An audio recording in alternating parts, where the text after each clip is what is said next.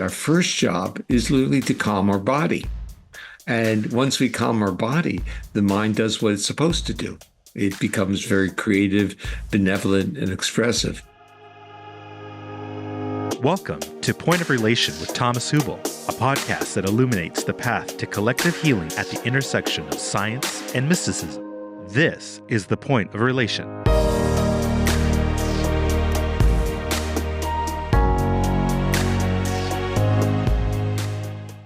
The following interview was recorded during a previous Collective Trauma Summit, an online gathering convened annually by Thomas Hübl. Visit collectivetraumasummit.com to learn more.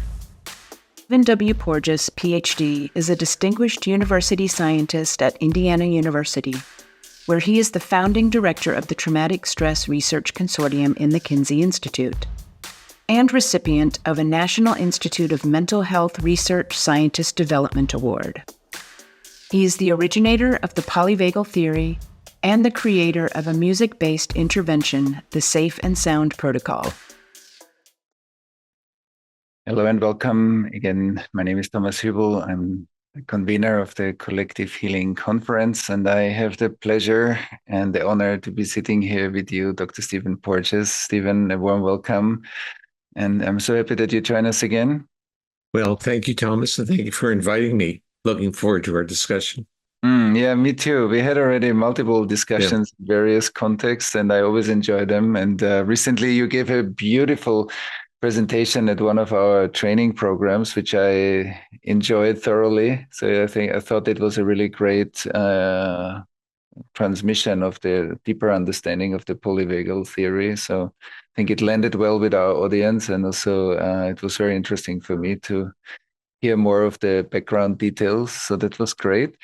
And I think now many people know about the polyvagal theory. So let's start first with what's exciting for you at the moment. And like when we teach something over and over again, so what stays exciting for you to keep being excited about?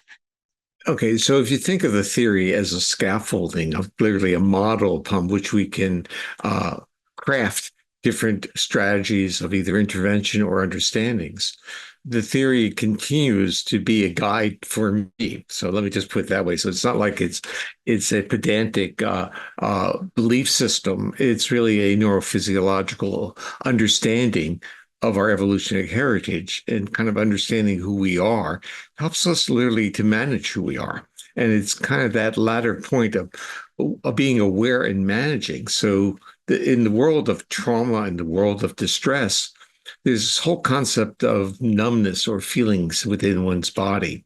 And within contemporary psychology and psychiatry, feelings never got, in a sense, were never really acknowledged. So they were always viewed as optional and not obligatory. So polyvagal theory really gives a science to what feelings are. And what I'm dealing with that in terms of my work is being able to focus on this whole issue of what are life's problems, what accounts for most, let's say, a large percentage or variance of our difficulties. And they happen to be what I would call biobehavioral state regulation. We get upset, and people around us are upset. And when they get upset, they're not very smart and they're not very nice, because their bodies are shifted into a threat state of self-survival. And we can see this politically. We see this, around the world. And we think that the human evolved to be this rational species, that all we needed to do was tell them what was the right thing to do, and they would do it. But we know that when bodies get into states of threat, the right thing to do for that body at that moment is to stay alive. And that we haven't really appreciated, that we don't solve problems when we're frightened. We solve problems when we're safe with others. We cooperate, and we then are able to use our brains to solve problems. So what I've been learning, let's say really learning, because we're all on literally this complex shared journey. It's not a shared journey of just living.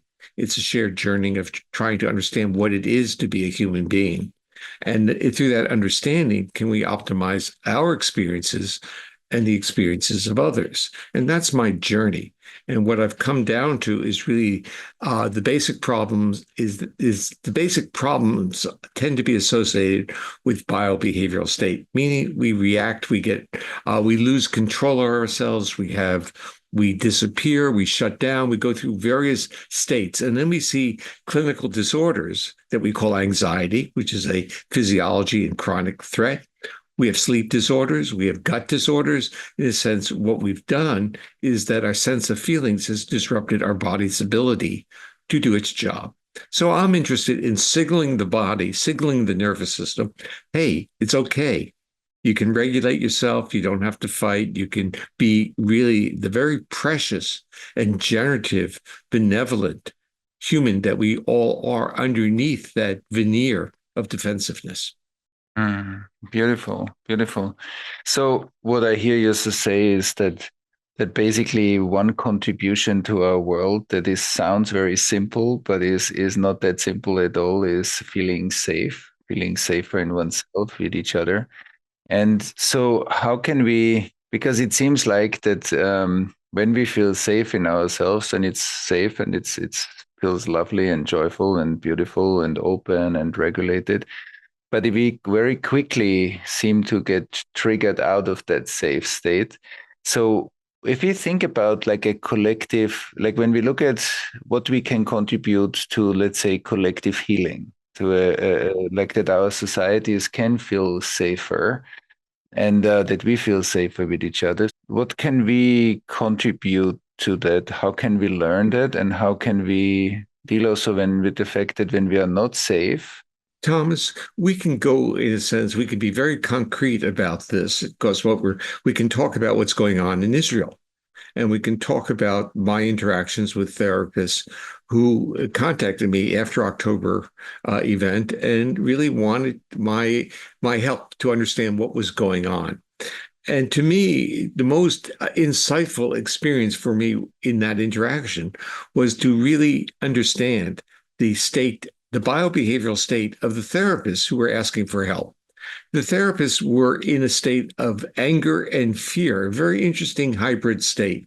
And Thomas, you're in Israel right now, and you probably sense that within the country because the sense of feeling safe enough has been compromised. And when that compromise occurs, our whole, we could call it our personality, or we could call the repertoire of what we have, our resources, get changed, and we become very good defensive organisms. And what we are very poor at is empathic and generative, benevolent, connective, and supportive. And so we know that that's the other side, but our body moved into the state of threat. And in the state of threat, it does things that we basically have to understand the limitations of. It's not merely a motivator to survive. It's a restrictor of our ability to literally be connected with other. And in a sense, your world is about collective relationships. And when we're under states of threat and fear, it's going to turn that system off, or it's going to restrict the ability to connect with others. And connection from a polyvagal perspective is this beautiful bidirectional interaction among individuals that enables co-regulation. In a sense, it builds trust, safety, but it doesn't just do that. It supports our basic health. Right. And so when we stay with that concrete example, so if there is a situation that is not safe, like if there's a reality of non-safety, and at the same time, we want to add like something positive and meaningful in terms of safety co-regulation. But our systems might get threatened. So all kinds of influences, news, whatever, interactions, stuff that happens. So how do we practice when the environment is also very fragile, fragmented, or polarized? Yeah. Okay. This is, let's say, the big question in how do we manage our individual lives when the society is in a more, let's say, chaotic and less predictable. It's not giving us the safety shield that we'd like. And the answer is we have to identify individuals who are close to us that can help us feel safe with them. So going back to the therapist, when I was on the Zoom with them, I realized that the intonation of their voices, their muscle tension, they were really upset. And what I also realized was that they couldn't be the therapist. They couldn't be helpful to the clients and to the people that was their life. They were therapists. They wanted to be helpful. So with the sense of fear and threat, they had to be there. They wanted to go to the places that needed them, and they wanted to, in a sense, be good therapists. But what they didn't understand was in that physiological state, they couldn't be a good therapist. Now, what they had to understand was that their bodies were broadcasting exactly what they were trying to help in others. So their bodies were broadcasting fear, threat, and anger, and dysregulation. And so the only way of solution, and you're asking the solution question, is you have a colleague that you're working with in a clinic. That colleague and you have to understand that your biobehavioral state is dysregulated. You have to learn to feel safe enough with your client to give up those defenses to now work with your clients. You have to be able to do that. Now, this may mean that you can't do as many hours of therapy. You may need to take breaks. You may need to go for a walk with a safe individual, but you need to be aware of the biobehavioral state that you're in, because you have to take responsibility for that, the fact that that state can be broadcasting signals of threat to others. So even though your intention is to be helpful, you may not be helpful. Not an easy task. The other help is that sometimes people aren't working in teams. They're working by themselves. And so how do they regulate? How by themselves? Well, they could have a pet, a dog or a cat. They could go for a walk where there's a safe place. They may basically have some visualization, something positive, have a loved one, or some sense of safety with another, some sense of co-regulation. A lot of people, when they are triggered, visualize something very pleasant in their life, or a unconditional relationship where someone is always going to be there. Yeah, that's beautiful, because you're also speaking to a sense of resourcing of a system that is under-resourced in that moment. And even you coming in to speak to them is resourcing them, because you're sitting in a different place, in a different environment. So, and I'm wondering about, because you're speaking to how to be resource more crisis zones in the world. So our German NGO is also working a lot with Ukrainian therapists. So there is like a resourcing, and that really works well already for 2.5 years. And you can see how that supports the therapists who ground themselves more and to then be more helpful. Exactly what you said. All of this is happening there. And so I'm wondering if that's also a form that in general, as a global society, we need to focus more on how the places that are safer support places that are less safe. Maybe you can speak a bit to that. I will, because I'm going to go back and actually use the same example you're using, Ukraine. So I've given talks in Ukraine, and I've been literally shocked by the fact that the therapists will come out of the bomb shelter for this podcast or this webinar with me. And I'm now feeling very responsible and wanting concern. So actually they came out for this podcast I was doing with them. And I said, what were you doing in the shelter? And they said, we were singing songs together. I said, what kind of songs? They said patriotic songs, but basically, and they started to smile when they were singing, they were doing polyvagal exercises. They were vocalizing, using intonation, face-to-face contact. They were doing everything correct intuitively. And so the whole hour that I talked with them was about the intuition that people have to co-regulate each other and to literally leverage that to enable them to be good therapists. Mm-hmm. That's beautiful. That's beautiful. Also, that there's a natural built-in intuition, what's right. how to and do to respect that intuition. it. And remember, with therapists and under challenges, we think that people are trained. And what we mean by training is we think they have been given the secret doctrine of how to treat people. And we think physicians get that when they get their medical degree. And what is always missing is the language to treat the body so that the body is accessible and feels safe enough to heal, whether it's mental or physical illness, that when our body's under a state of threat, the resources for healing are basically marginalized. I always like to use the analogy of the spaceship Enterprise. And basically, it's all about using energy shields, and the energy shields are effective, but they're using resource. And so there's this compromise. You can use your defenses. And what are you giving up? You're giving up the ability to travel, to engage, and to basically use the resources for other levels of productivity.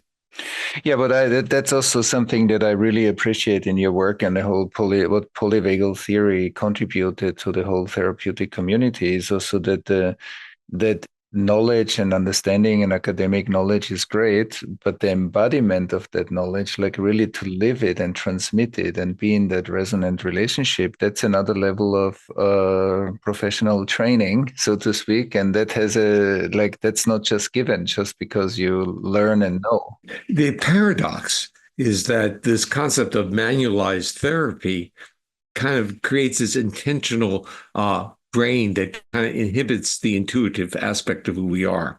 So it's kind of a paradox that if we become too learned, too focused, too knowledgeable, and too much locked into explanation, we kind of turn off the parts of our brain that allow us to feel and to basically connect, to become accessible.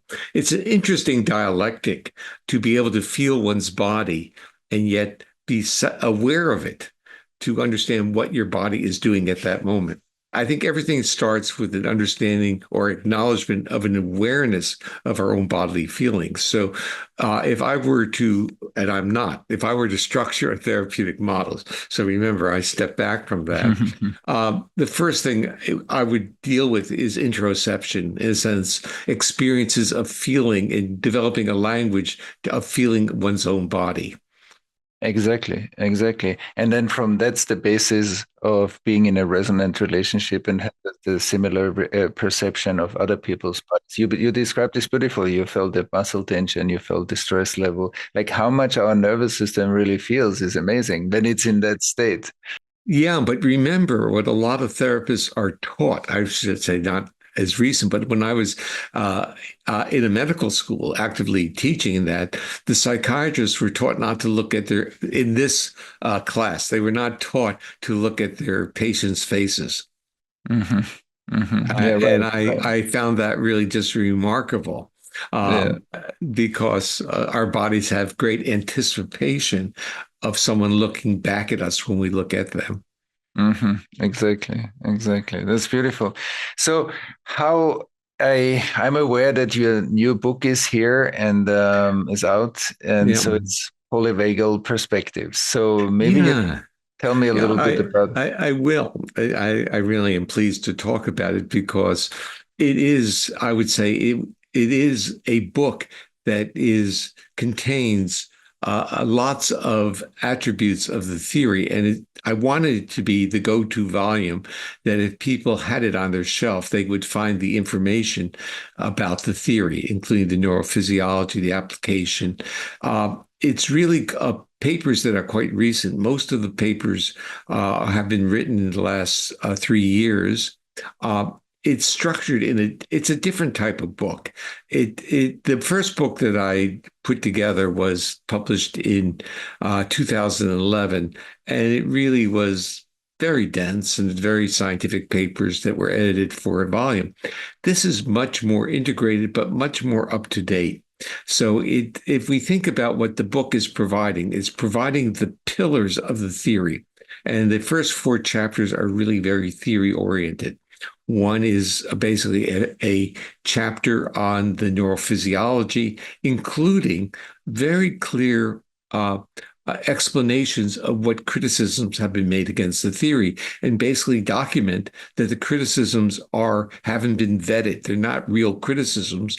They're straw man arguments. They're misrepresentations of the theory they're arguments that the theory is wrong because of these statements, but the theory never makes those statements. So this is kind of an interesting issue for me, and that is how can a scientist or anyone argue about something and incorrectly reference it or articulate what that theory is.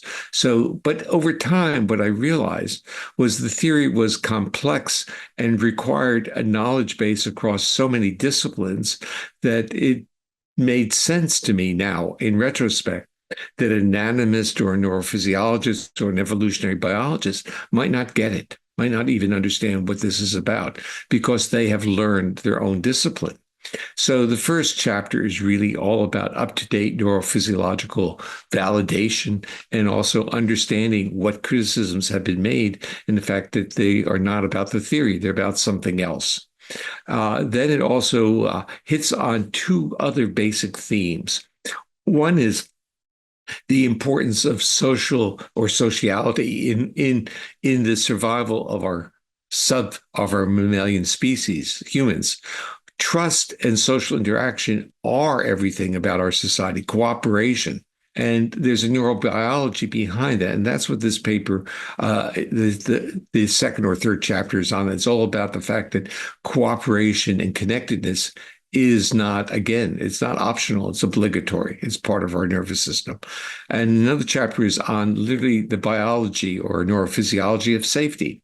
And it's trying to force the statement that feelings of safety are not optional. They're obligatory and they're dependent upon the neuroregulation of our physiology, and that we don't even have an option of feeling safe when our homeostatic processes, our neurophysiological substrate, is disrupted and in defensive states. So we have to understand that our first job is literally to calm our body. And once we calm our body, the mind does what it's supposed to do. It becomes very creative, benevolent, and expressive. The fourth chapter is something that I think you would like, Tom. It's really a chapter on transdisciplinary sciences or transdisciplinary studies. I was invited to give a keynote to an international meeting on transdisciplinary disciplines or transdisciplinary, whatever the next word would be. And what I realized as I started going through writing the paper was how transdisciplinary polyvagal theory was. And that also gave me a better understanding why, even though the intuitive aspect of the theory is easy to grasp, the understanding from the science becomes much more complicated. So I use the metaphor of a Rubik's Cube, and where each side is a different cluster of sciences, that basically there's a core feature, and that's polyvagal theory. You just have to rotate the information to put it together to get the succinct understanding of the core. Then the book deals with applications like vagal nerve stimulation, and basically, I wanted the book to convey first the basis, but also the applications. The book came from a title from a 2007 paper in which polyvagal perspective in the singular was used for the paper. By 2007, I thought it's not just a theory. It's a strategy of asking questions and looking at the world. But in retrospect, that 2007 paper is quite narrow compared to where that book is. So the book deals with many disorders, including senses of anxiety, empathy, compassion, hypermobility syndromes, a lot of things that people have engaged me with and asked me, how does it look like through the polyvagal lens? So the book, to me, is really my most recent or most complete and recent expression of what the theory is and how it can be used. The idea is the theory is the scaffolding for everyone to use.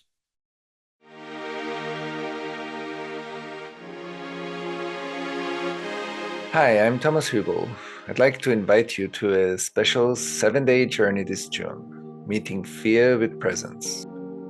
In this practice challenge, we will explore how to meet fear not as a problem to fix or manage, but as a doorway to growth, resilience, and deeper connection.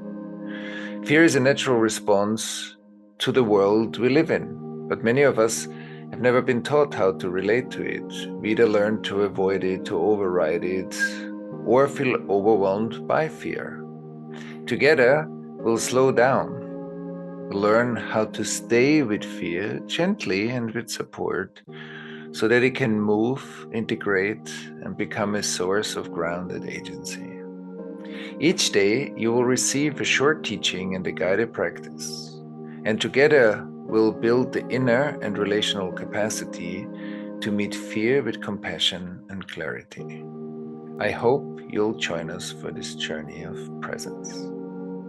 Visit the link in this episode's show notes to learn more and sign up for the 7-day journey, or go to www.mysticcafeonline.com.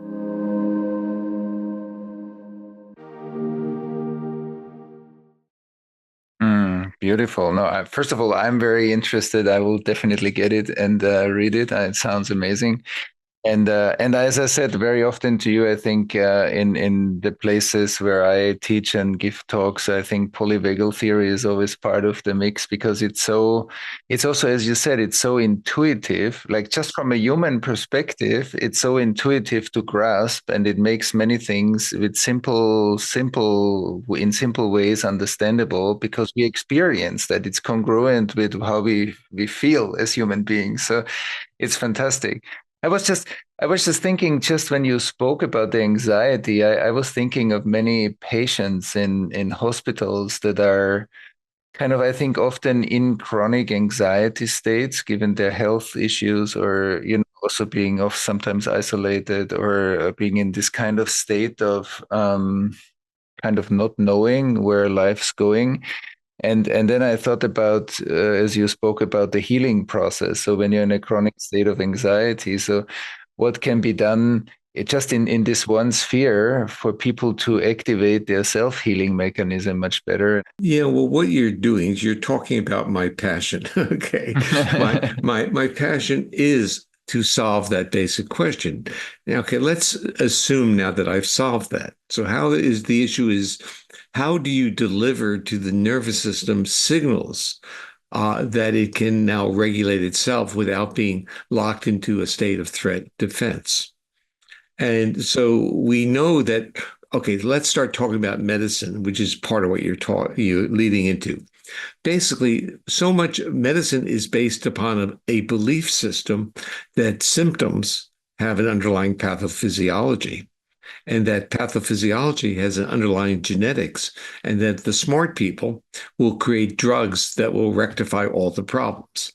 And so with that belief system, how well have we done? And we can start with the initial assumption, and it comes from a term called nosology, which goes back hundreds of years, about how physicians were trained to look at symptom clusters.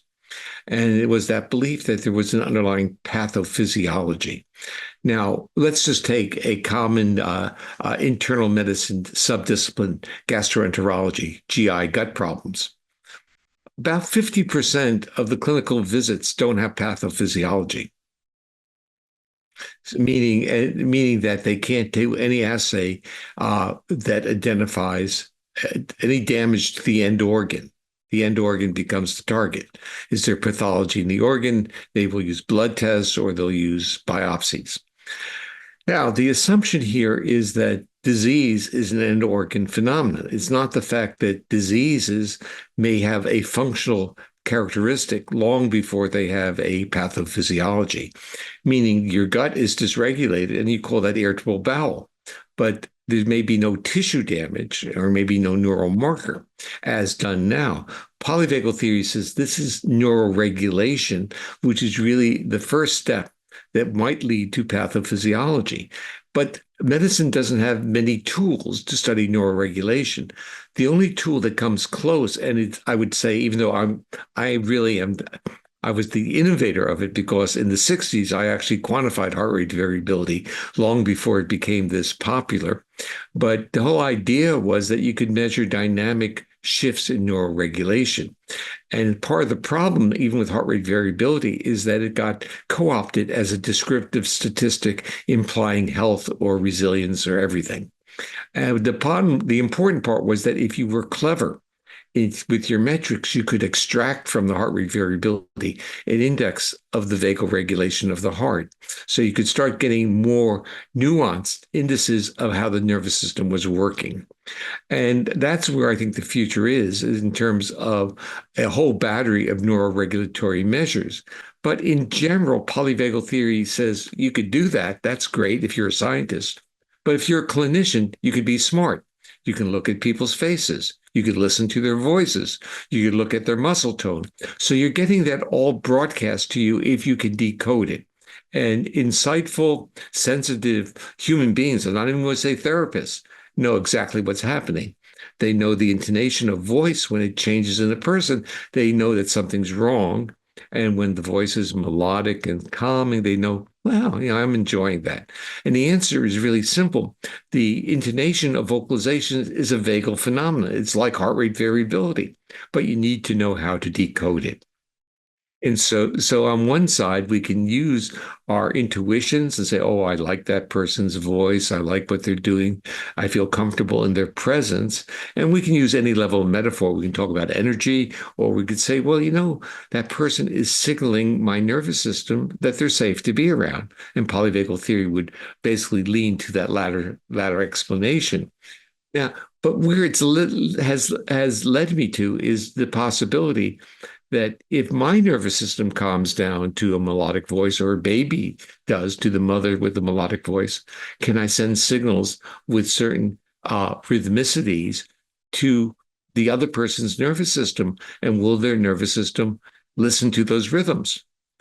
And that's what we're doing. So we're basically created an acoustic intervention that basically stimulates or tells the brainstem, signals the brainstem that, everything's okay out there. So we have to use the metaphor of the vagal nerve stimulator. The vagal nerve stimulator is either implanted or it's non-invasive on the neck or the ear. And what it does, it's a signaling system. It signals to the brainstem that the organs are doing their job, but the organs aren't doing their job. They're basically sending information up the sensory vagal pathways in a way that's similar to when the organs are doing their job. So in a sense, the vagal nerve stimulator is not stimulating the vagus. It's informing the brainstem with, let's say, optimistic information that things are fine. And guess what happens? The brainstem knows that signal and says, yeah, I'll start sending signals back down to the organs. And then things start normalizing. And that's exactly what we're doing with this acoustic intervention. That's beautiful. And maybe, and most probably that's also what you're doing, that because in a way, teaching polyvagal theory means you need to be polyvagal theory, because only when your nervous system is able to be in those states, you can transmit them. So that's actually like a very beautiful correlation to authenticity. One person actually wrote in her book, she says, I've heard Steve talk for over a decade, and this book was published over a decade ago. And she said somewhere along the line, somewhere along that, the line between his theory and the person disappeared. And I found that really kind of a remarkable. Then I reflected on that and said, as the messenger of these ideas, that's the only way the ideas could ever get any traction. If they were pedantically presented in an aggressive way, it wouldn't get any traction. Now, I won't say that was the pragmatic. The issue was I like interacting with people. And when I talk, I look at the audience. And so, yes, there is this co-regulation occurring, especially when you're doing, quote, a good talk, you're getting the co-regulation. And that became the rewards or the experience of giving talks. It became so, I would say, socially nourishing for me that I forgot that people have social anxiety. I didn't even understand for a while that people don't like giving talks. And this leads me to an intervention type of question. And this goes back about 15 years ago. I was giving a talk at a lifelong learning conference run by a good friend, Marion Solomon. And it was on basically I was going to be introduced the next morning, and at a party the night before, the person who was going to introduce me comes up to me and says, "Steve, I'm really, really anxious about introducing you." And I said, don't worry about it. I'll fix it. And then I walked off. The night went on. Next morning, a few minutes before 9, when she had to make the introduction, she comes up to me, really anxious, and says, "Steve, fix this." And I looked at her, and I didn't say, "Look, you shouldn't believe what people tell you at a party." I didn't say that. But what I did was I looked at her and realized that she was inhaling on every word. And I realized now I was putting on my academic hat and saying, what's this person doing? This person's hyperventilating and creating a state of panic. She's actually, through her breathing patterns, creating the panic that she anticipates feeling when she's on stage. So what I said to her, I said, extend the duration of your phrases. Add another word before you take a breath. And it was hard, really hard in the beginning. Then she started to add words and more words and more words. Her face changed, her voice changed. And then she went up into this great introduction. And then she started to use the method for social anxiety. Yeah, the point is that we do have some control, but where does it start? It starts with what we were talking about, a degree of awareness. And sometimes the person who's in this state of fear and panic loses a sense of awareness. And that's where sensitive people, friends, spouses, and therapists can be helpful. Stephen, when you speak, I can feel in my body, just when you explained it with the voice and the words and the taking a longer breath. So you transmit to me that quality, and my nervous system is immediately recognizing that as relaxation. So that's amazing how much communication is happening below the radar of the words.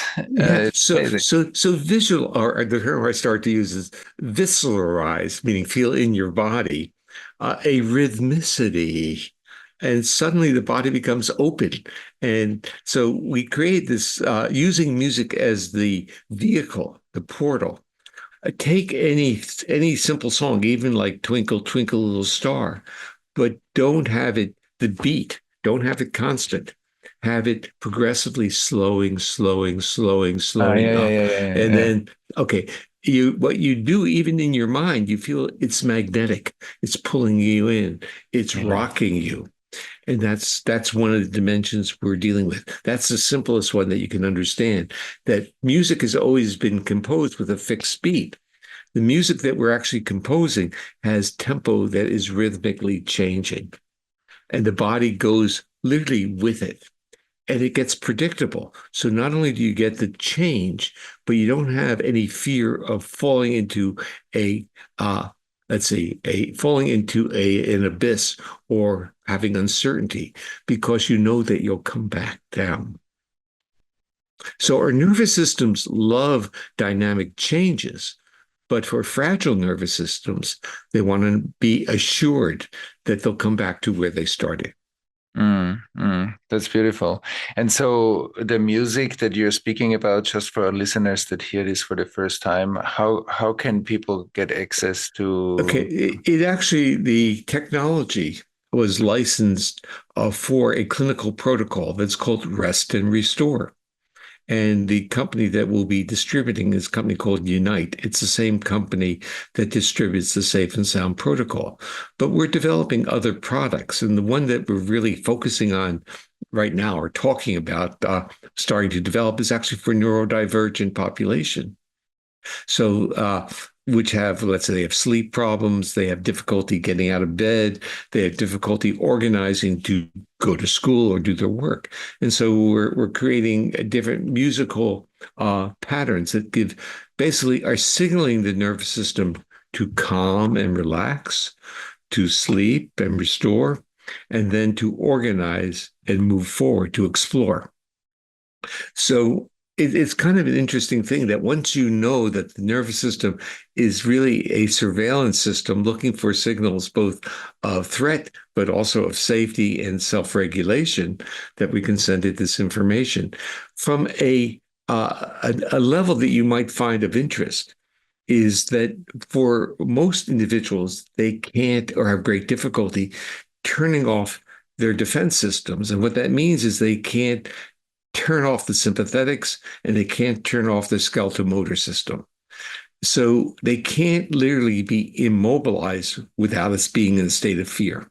So immobilization is vulnerability. And what's interesting about that is if we think more about it, it means that the cortex is inhibiting the brainstem functions and we are literally vigilant. Good stuff when we need to be, not good stuff when our body needs to restore itself. But if you now send signals to say you can turn this off, what happens to our cortex? The cortex is no longer this inhibitory evaluative system. It turns now into this creative, expansive moment. So in a sense, we can, there's this whole dialectic about consciousness and expanded consciousness. And I think so much is missing in that dialogue about understanding that the cortex is basically an inhibitory organ. What it means is it literally keeps our brainstem under control. But if the brainstem is under that tight control, which, by the way, was the basis of some, I would say, Western religious viewpoints, was that these intuitive aspects of the body need to be controlled. We're, as a culture and a society, we're still paying the price for those belief systems because our body is unable to restore itself without being hypervigilant of doing something wrong. And the body needs, in a sense, to kind of like say, I don't need to fight, I just need to heal. So I'm really kind of interested in this notion of what our minds and our brains will do when we're able to turn off our defenses. And the interest in psychedelics, and that's also probably crosses into your community, is really an attempt to use the psychedelic to turn off the motor inhibitory systems and to literally free the brain to do what it would like to do. I think it can be done more seamlessly with acoustic stimuli. And in fact, it's a meeting that you were on virtually, but you weren't there. And I thought I was going to get to meet you. It was in Belfast. Mm-hmm. Mm-hmm. Right. So in Belfast, my co-inventor, Anthony Ngori, basically played some of this music to the meeting, the Action Trauma meeting. And in the front row was Dick Schwartz. And I think you know Dick, who's internal family systems. And Dick says, I know what this is doing. I said, what is it doing, Dick? He says, it's turning the protectors, it's putting the protectors to sleep. Well, I said, no, because I'm always kind of in dialogue. I didn't like what he's, I understood what he meant, but I didn't, I actually became more internal family than he did. I said, no, it's not putting them asleep, it's repurposing them. So in a sense, you're not turning them off, you're allowing them to be integrated into that person's portfolio or tapestry of their behavior. So the interesting thing was he got it. He said that in a sense, it's enabling these things these parts to reorganize themselves. And I think that is really the experience people will have. And we're actually setting up a research project in Basel. This is interesting because Basel, yeah, this is like next door to your old place. There's a wonderful research hospital there, and what they are actually trying to create what's called an oxytocin provocation test, and that is they want to develop the ability to test the release of oxytocin in individuals who have brainstem injuries. So they want a gold standard of how to trigger this system. Oxytocin is really what my wife Sue works on, and she's the one who discovered the link between oxytocin and social behavior. And so what we think, this is Sue and I also agree with this, we think that the music, or let's say the technology, can trigger a release of oxytocin in a reliable way. And we are setting that up in Basel to do that. And that would then be literally right now, they're trying to use psychedelics, and of course, the acoustic stimulation is much, let's say, less controversial, less side effects, and even if you were interested in psychedelics, the acoustic stimulation may prepare the nervous system to be more accessible to the psychedelics. Yeah, I love that. I also felt that when I listened to some of the music that you sent me, I also felt the effect in my system, and I think it's really powerful. So I think it's a great way to have the effect that you described. I could feel that very well. And It's quite remarkable because, people feel these rhythms percolating down their body. They feel literally rhythms of hugs. Basically, it's quite a full array of experiences. And then you also get these other bits of information like people's pelvic floors becoming more, uh, less frozen. It's very interesting. Or a woman who had a hysterectomy saying that when she listened to the music, what she went down and basically she felt that there was something missing, but it was okay. The body is getting re touch, engaged with itself, and lots of things that we're getting the feedback of people having experiences that they have never had or hadn't had in their, let's say, recent decades. Mm. Yeah, and I also think what you spoke about now, that what we call in our work, like the relaxing down into our base, and then from the base getting a sense of the land and the soil. I mean, there's so much in built in, even in our language, dualism between humans and nature. Like Yeah. if we are separate particles within the natural environment versus we are all biosphere.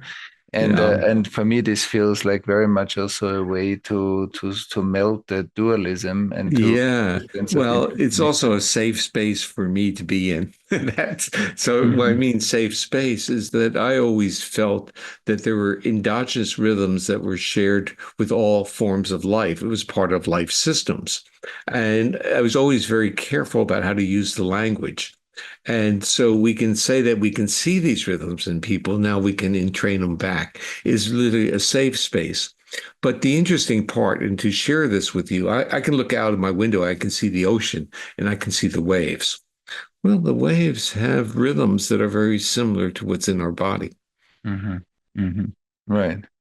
We like, in a sense, floating on those rhythms. And we like rocking at that. So, we can talk about what it is, but the underlying bit is this dynamic rhythmicity in our own nervous system defines healthy feedback loops. So Mm. Exactly, exactly. And how so long we evolutionary wise have we watched waves come in? that's or Yeah, where did we come from? yeah, Where did human exactly. life come from? The part that's also of interest is actually if you measure uterine contractions, and it's called uterine peristalsis, the uterus has these same rhythms in it with or without a fetus. So what that tells you again, we can be more deterministic if we like that and say the fetus is entrained in utero with this rhythmicity, or we could say it's part of the DNA of being a human being. And I think that's also like one of the separations that we created, that we got so hypnotized by individuals that we forgot a bit the context in which we exist. And so I think polyvagal theory puts us in touch with the context and how certain all very old mechanisms are alive in us as we create society. I think that's really beautiful. I see the time flies with you, Stephen. It's so interesting, and it's always like such a lovely. Like also in the conversation, I feel this lovely rhythm back and Yeah. forth. And so, is there anything else that you feel for our listeners before we conclude here? The only thing I would mention is, I would say, the readable book that I wrote with my son Seth called Our Polyvagal World. And that is a very accessible, readable version of polyvagal theory. It's an easy read.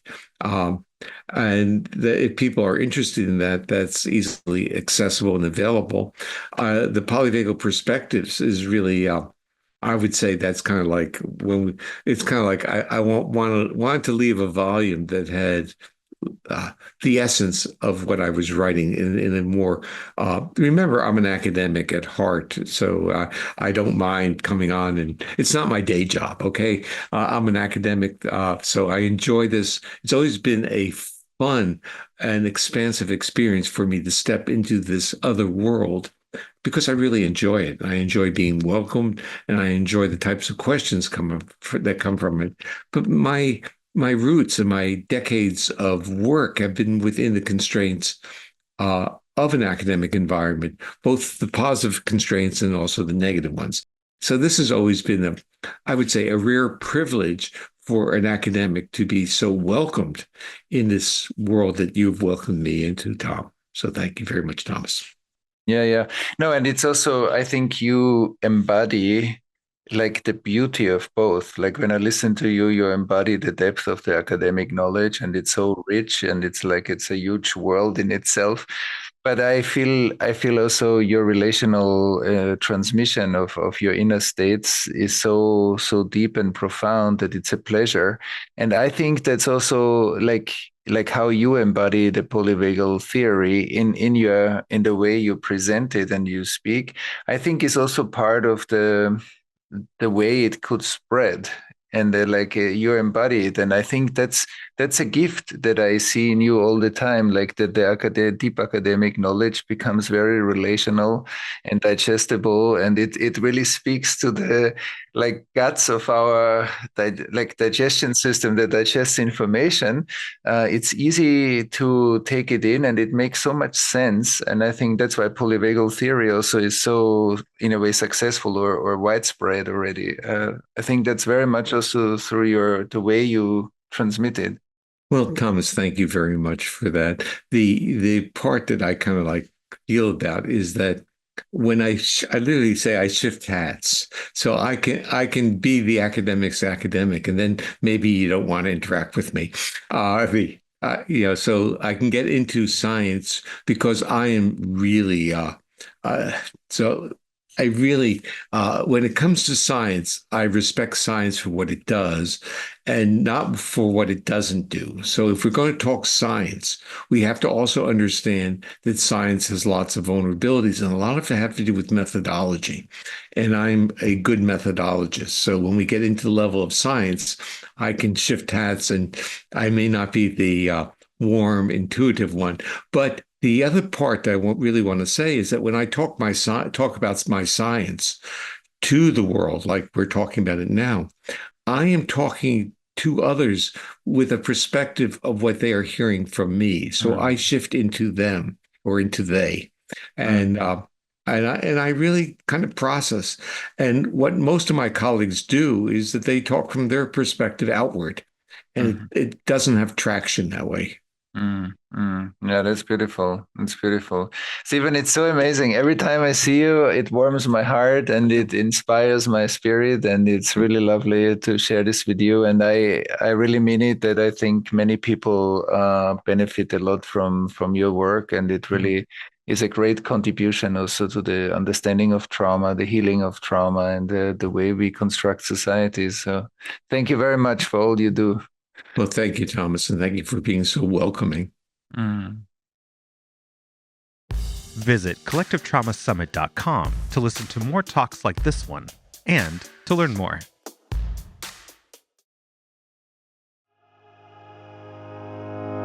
Thanks for listening to Point of Relation with Thomas Hübl. Stay connected and get updates about new episodes by visiting our website, pointofrelationpodcast.com, and by subscribing to the Thomas Hübl YouTube channel. If you enjoyed this video, please like it and share about us with your community on social media. Thank you. We appreciate your support.